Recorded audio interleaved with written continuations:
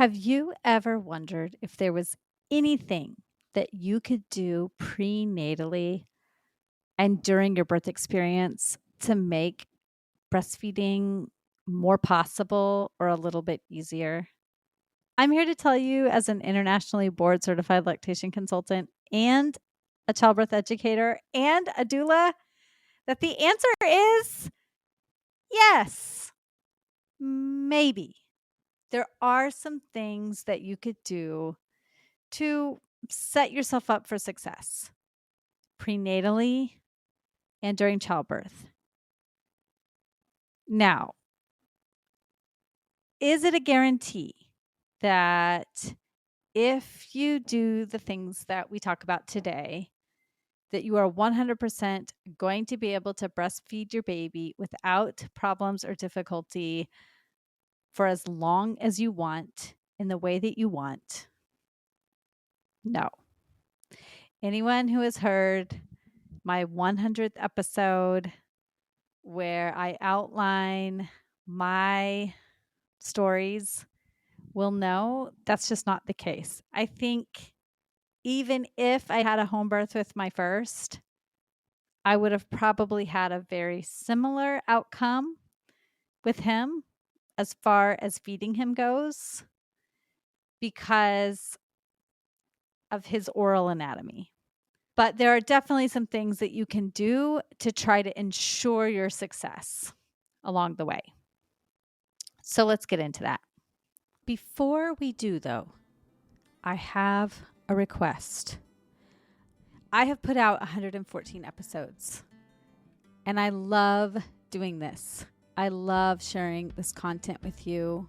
I love speaking to guests about their amazing stories, both the ones that share struggle and the ones that share the beauty and the strength and the triumphs and overcoming the barriers. And I'm getting to that phase in podcasting where I will be looking for some well-aligned sponsors to help me continue this work. But in order to do that, I need people like you, people who tune in every single week and get value out of this show to do me a solid. Give me a 5-star rating. It only takes a second. Pause it right now. Give me a 5-star rating and write just a sentence or two about how this podcast has provided some sort of entertainment value or taught you something or brought you peace in some way by hearing other people's stories. It would mean the world to me. I am an independent podcaster. I do all the work myself, from recording to writing the show notes to producing. I do it all. So there are lots of podcasts out there. Many of them are not run by independent podcasters like me. They're run by huge networks that have the manpower to get the word out there about their shows. And so I need every single one of you to do that for me so that I can continue producing this content for you. Thank you so much. When I began breastfeeding, I was blindsided by how difficult it was. Having known only a handful of people who had ever done it and only seeing it up close a couple of times, I had a huge learning curve. Since then, I've become a doula, a childbirth educator, and an internationally board-certified lactation consultant. I'm your host, Lo Nigrosh, and I welcome you to the Milk Making Minutes, where we explore the systemic, medical, and cultural barriers that make feeding our babies so difficult, so that you know your baby feeding struggles were not your fault, and your triumphs really are the miracles you feel they are. So just like anything else, we can have the best laid plans and things don't always go according to plan. It doesn't mean that we shouldn't plan. So a birth plan helps you to know what you would like to do given scenario A, scenario B, scenario C. So it's not dictating exactly what you want to happen. It's helping you to go through your options and your choices and your preferences given the scenarios that could happen. And that's the same with baby feeding. So I highly recommend that you think about what you would like to happen given the various scenarios that could happen in your birth setting when it comes to baby feeding, and have a baby feeding preference list that you and your partner and your care team and care providers talk through before the day arrives for you to have your baby, before that postpartum care time arrives. That way, you are not making decisions in those tiredest moments, in those weakest moments of your life, without ever having come across the information so that you can make informed decisions based on what you have looked at ahead of time. And you might get that information by attending a childbirth education class that is informed about postpartum care, baby feeding, and the impacts of the various birth scenarios on baby feeding. And then you'll write down your various preferences. So, for instance, most of us know that skin to skin is really good for baby. But at your facility where you will be giving birth, does skin to skin for them mean 10 minutes? And then they're going to clean up the baby and weigh the baby and measure the baby? Or does skin to skin look more like 2 to 3 hours, which is the ideal minimum? If baby needs to be whisked away, when do you get to have that skin to skin time? If baby needs to go to the NICU, when do you get that pump? Because research indicates to us that the earlier the stimulation of the breast and nipples begin, the more likely it is that your milk supply will come in fully. Or, as I've had guests on the podcast say, sometimes that pumping and that focus on the milk supply gets forced upon the person giving birth. And actually, what they want to do is prioritize their own sleep and their own mental health. And so, if that is your preference, it could sound something like, I prefer to prioritize my own sleep and mental health over breastfeeding. But if you don't write that in the plan, somebody could be waking you up, asking you to pump frequently, bringing the baby to you, waking you up, when what you really want is to prioritize your sleep. So that should be in a baby feeding preference plan somewhere. In addition to that, in the preparation time, you should be finding care providers who are really going to support your baby feeding plans. Now, if you're giving birth in the hospital, there is no guarantee that every nurse is going to support them, that the on-call doctor is going to support them. So you can just get that out of your mind now and know you're going to get who you get and you're not going to get upset. But you can really ensure that the pediatrician you select is really supportive. And you can ask them questions. What happens if my baby gets to that 10% weight loss mark? What are you going to do? Can we use the 24-hour weight of my baby instead of the immediate weight of my baby as the starting point? What do you do when baby is showing signs of reflux? What do you think of tethered oral ties? Who do you refer to for those? Do you have a list of breastfeeding support groups? Do you have a list of lactation care providers that you can refer me to? Because if the answer is not yes to those questions, they're probably not very supportive of breastfeeding.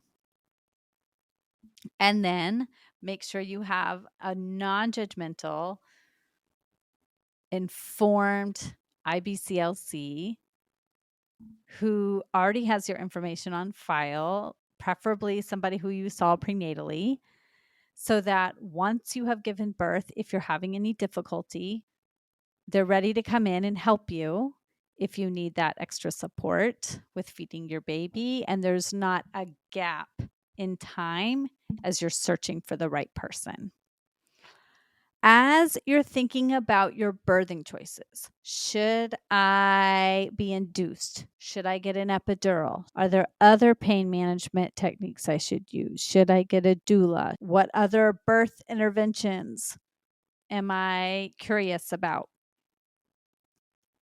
Be looking at those through the lens of not only how are they going to impact me during the birth, but how could they impact my postpartum experience?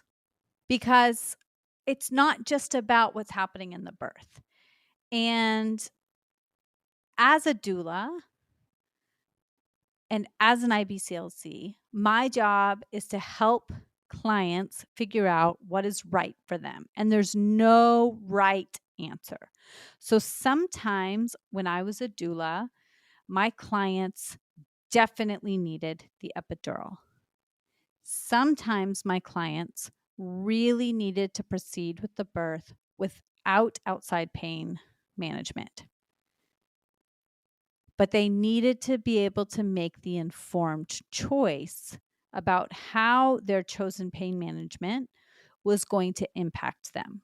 For instance, when people use epidurals, they need lots of IV fluids to keep their blood pressure down because high blood pressure is a side effect of epidurals that can cause swelling in the mom, engorgement in the breasts, which can sometimes lead to edema, which can sometimes make latching more difficult. It can also sometimes lead to a delay in some of the sucking reflexes in the baby, which can lead to a delay in milk supply, which can lead to early supplementation of the baby because they're worried about that 10% weight loss. Or the IV fluids can lead to swelling in the baby, and they take that first weight, but it's a little bit off because they have so much liquid in them from the IV fluids. Then they pee that off, but then it looks like they've lost more weight than they really have because they have that IV liquid. And then that leads parents down this road of early supplementation because of these interferences from the pain medication. And so this is something to be aware of when you choose your birth interventions. Am I saying that nobody should use pain medication to manage their pain during birth? Absolutely not. But when you are experiencing a baby who's having difficulty latching after pain medication has been used, that is your moment to take a step back and say, hold on. I had an epidural. I had a long 2-day labor. My baby also had that epidural because it crosses the placental barrier. I would not expect my baby to be latching immediately as a result of this. Let's give it a little bit more time. And then everybody can be approaching this situation with a clearer understanding and better expectations instead of expecting that baby to act as if there were no pain medications. So taking a childbirth education class, which will educate you on those considerations, not to deter you from using pain management, but rather so you know how to keep yourself centered when these scenarios arise so that you are not scared when your baby's struggling to latch, is so critical to feeling grounded during those early days after your baby's birth. The final thing that I am going to say about this is it's so important to have somebody on your side who is able to help you to overcome any challenges that are going to arise in those early days, whether that is people in your life who have fed their babies or an experienced IBCLC. So if you would like me on your side, I would love to be that person. You can reach out to me at quavinbirthservices.com. I would be so delighted to be the person who helps you figure this out. And did you know that I also can do prenatal education?